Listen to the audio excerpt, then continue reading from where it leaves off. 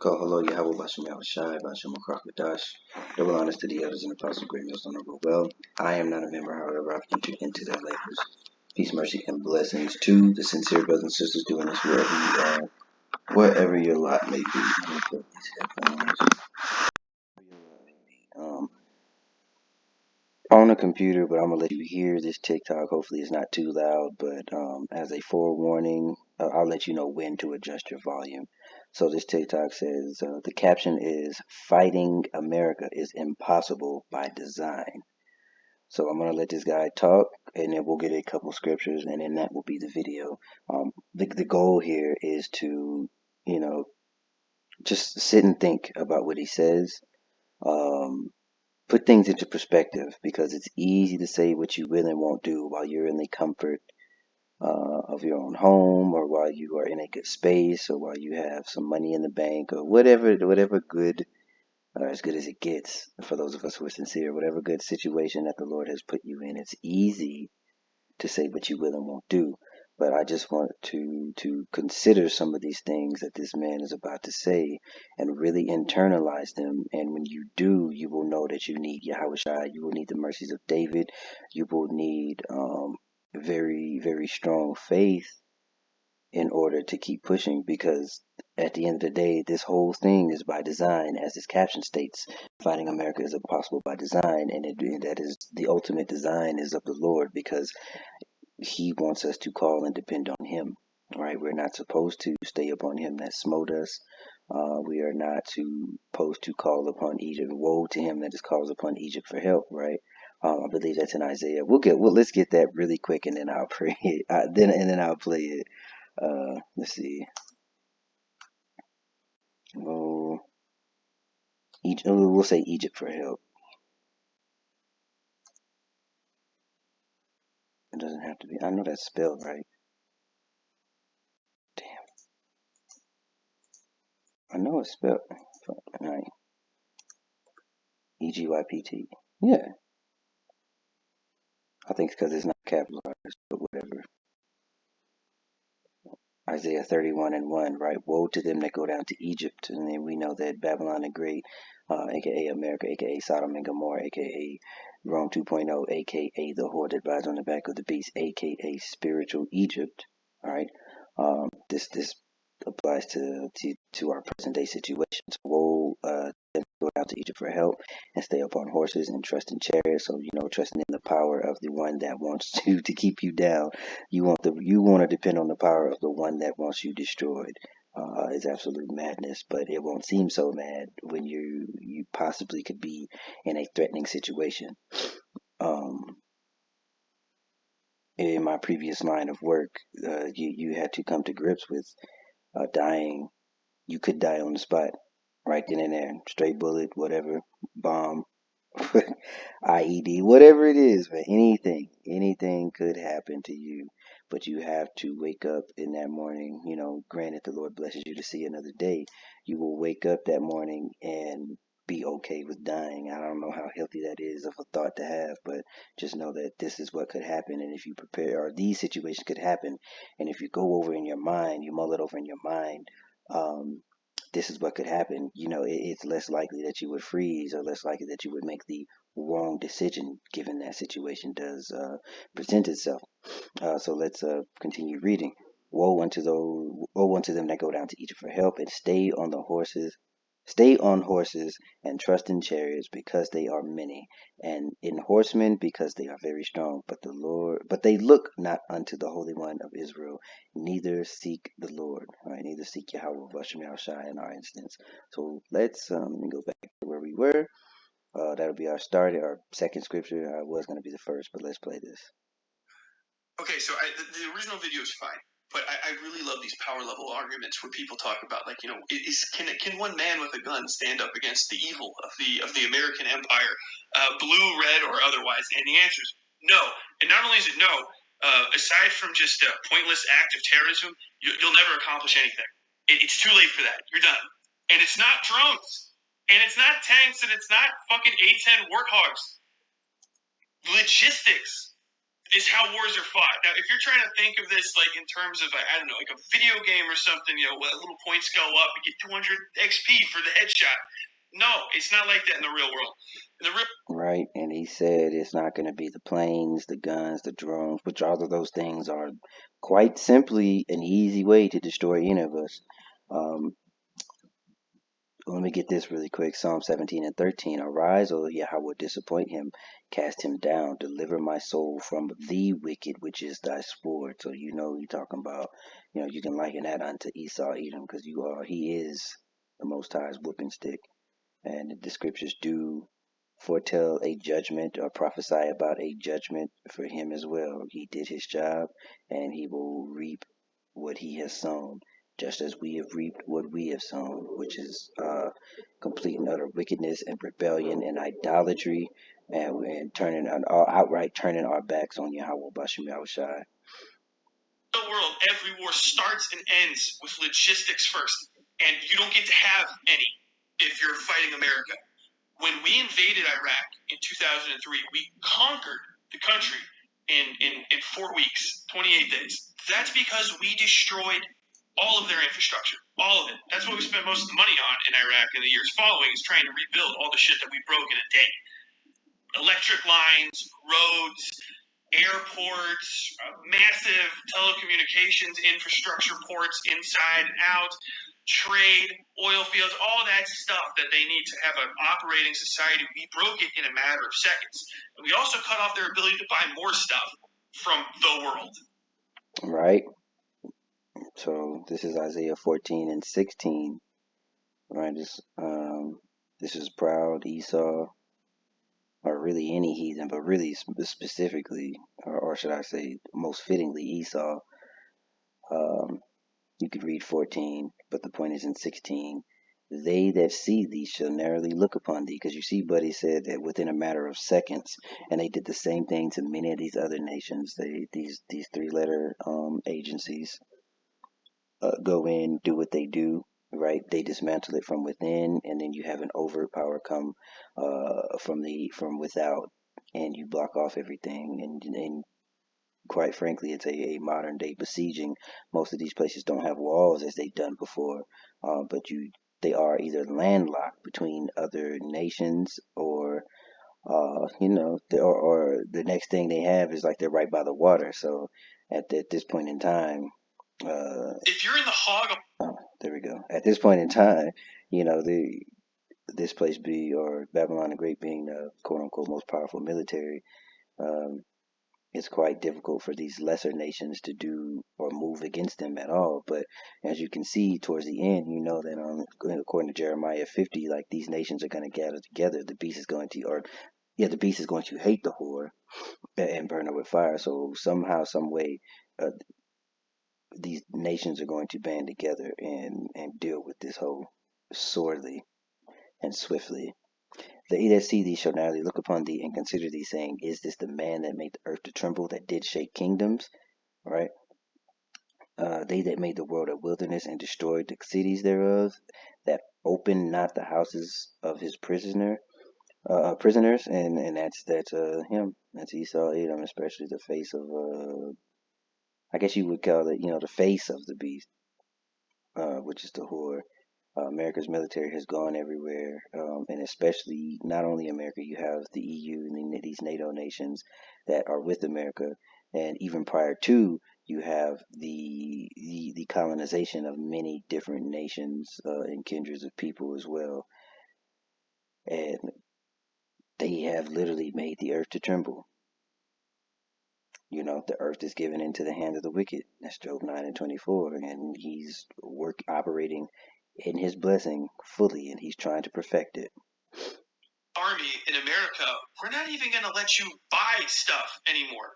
The second you become a terrorist entity, your credit cards get turned off, which none of these people are ready for. I want to live in the woods off the blah, blah, blah, blah, blah. You're going to be living in state woods. We know those woods. We have them mapped and surveyed with things. They're just going to blockade you off, and then you're going to starve to death in there over the course of X amount of time. Well, no. See, I'll grow my own food. I'll hunt. No, you won't. because we won't let the fucking herds migrate in there anymore. We'll just lock those off. You're going to run out of seed. You're going to have a bad crop, and we're not going to let anyone go in and out. You're not going to have anyone to trade with. If you don't have the ability to mine your own saltpeter and sulfur and shit, you're not even going to get new bullets after you fire the first few. We're not going to let you fly in. We're not going to let you fly out. You get no power. You're going to get no internet. You're going to get no telecommunications. What are you? You're going to have nothing. And that's what these folks that want to build something here don't understand. We need to buy land and make our own community. The ones that know that they're Israelites, but they want to set up a quote unquote kingdom or a lesser kingdom right here in the backyard of their enemy, in the midst of him perfecting his blessing.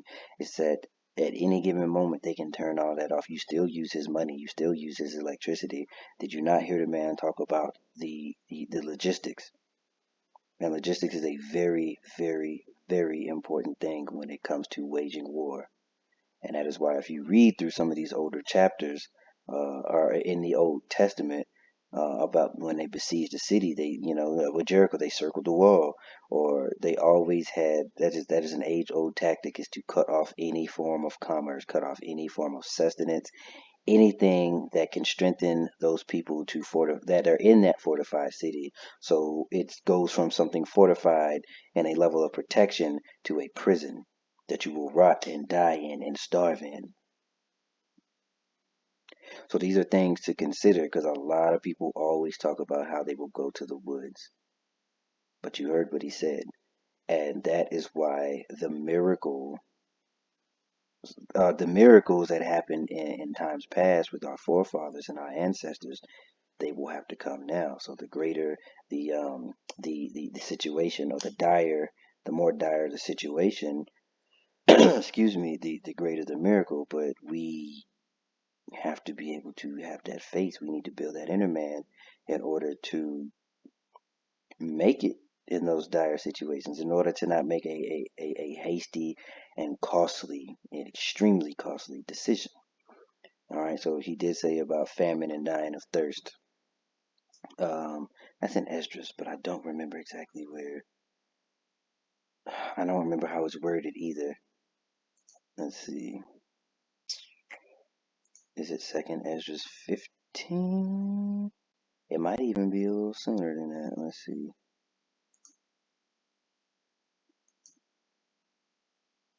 Uh,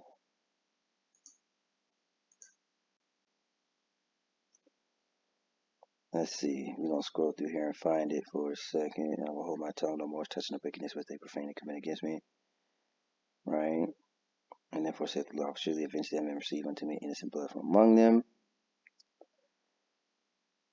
Uh,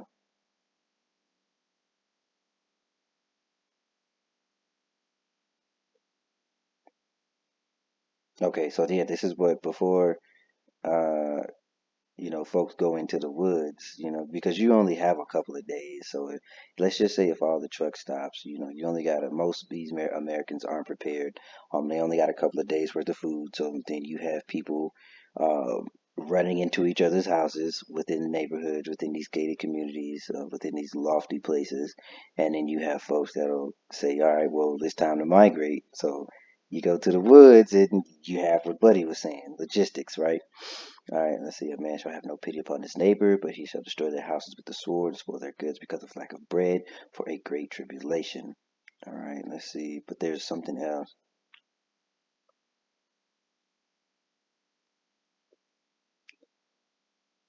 Hold on. All right, let's get fall,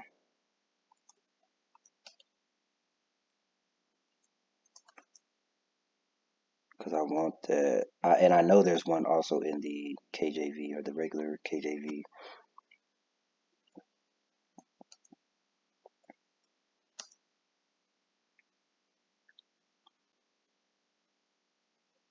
What is this? Oh, that's Ezekiel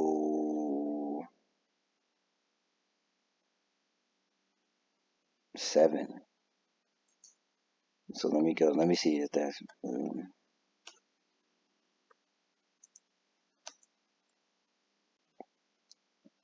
All right, punishment for the wicked foretold.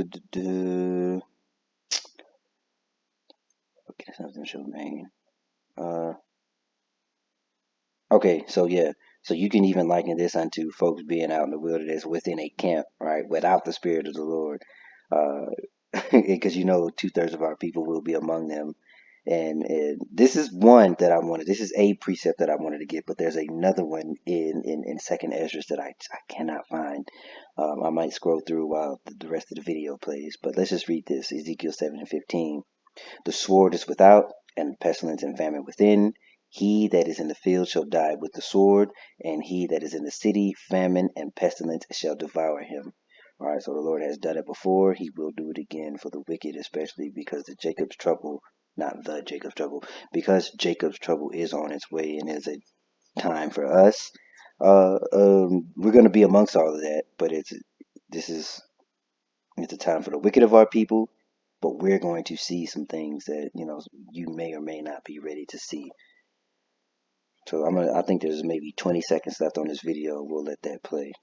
And as you sit there alone, starving to death, pissing and shitting in a bucket with the 70 other hogs who are all decked out in $50,000 worth of fucking gear that they bought in military surplus, all you're going to be able to think about is how much nicer it would have been to see the new Disney movie with the Black Mermaid instead of wiping your ass with the pine cone. Exactly. And that's that temptation. And they're going to come with that. All you have to do, right? Take take the thing, go ahead, and so that way you can be reintroduced into society. You will be able to buy and sell, whether you're rich or you're poor or you're free or you're bond. You will be able to buy and sell and do what you need to do. Just stop the nonsense and take it, right? And he'll come with sweet words, right? His words were smooth as butter, but war was in his heart. Like you can Ecclesiasticus 12:10, or is it 10:12?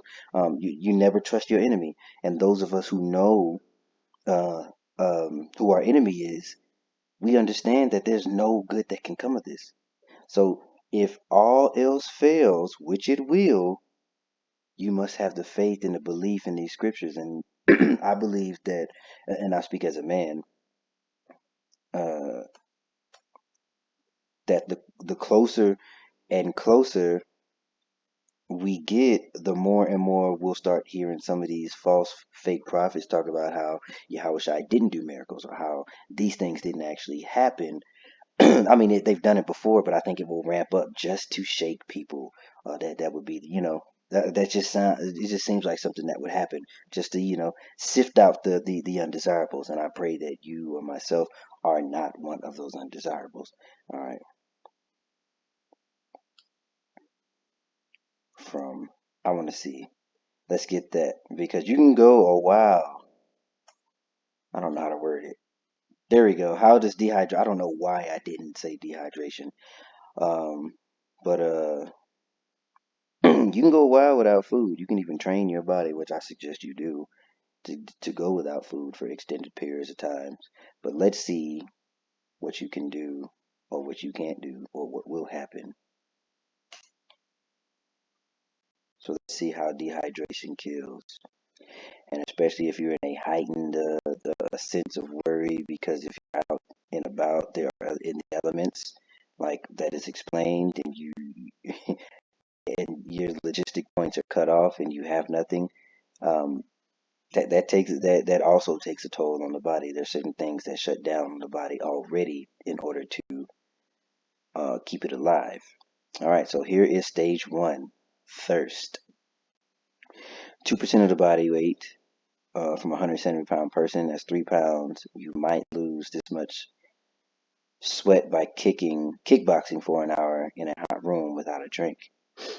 All right, so the effects: your body clings to all remaining moisture, kidneys send less water to your bladder, darkening of the urine, you sweat less, body temperature rises, blood becomes thicker and sluggish. To maintain oxygen levels, your heart rate increases. Okay, so you will be in a constant state of flight or fight. What a horrible way to go out. Very. Ugh. Okay, water loss. Let's see. Your blood is so concentrated that the resulting decrease in blood flow makes your skin shrivel. Your pressure drops, making you prone to fainting, and now you're out in the open. You can't watch your back from marauders or from wildlife or anything or wherever you're at, but you pass out, and now you're a sitting target. You've basically stopped sweating, and without this coolant, you start to overheat. Okay. All right, slows the blood flow to non-vital organs such as your kidneys and gut, causing damage. Without your kidneys filtering your blood, cellular waste quickly builds up. You're literally dying for a glass of water. All right, percentage of the body, 17 pounds is like it's going for 5 days. This is likely going for 5 days or running for 11 hours. Yikes. Mm. If it's hot out, your uncontrollable body temperature means your vital organs risk overheating. Liver failure. But if conditions are mild, toxic sludge builds up in your blood, and your coroner's report will more likely read kidney failure.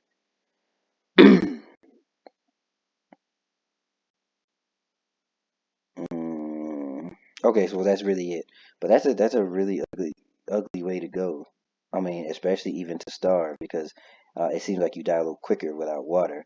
But to starve to death is a similar thing because you got organ damage, organ shutdown, all these different things. So judgment can hit you in a brutal way, or judgment can hit you in a quick and swift fashion, or you could just do what you're told and live in a contrite and repentant and broken spirit and not have to be judged with the wicked. So these are just things to consider because these are very real possibilities. These are very real situations that we are moving into. Very, very interesting and scary, but yet exciting times. So um, repent.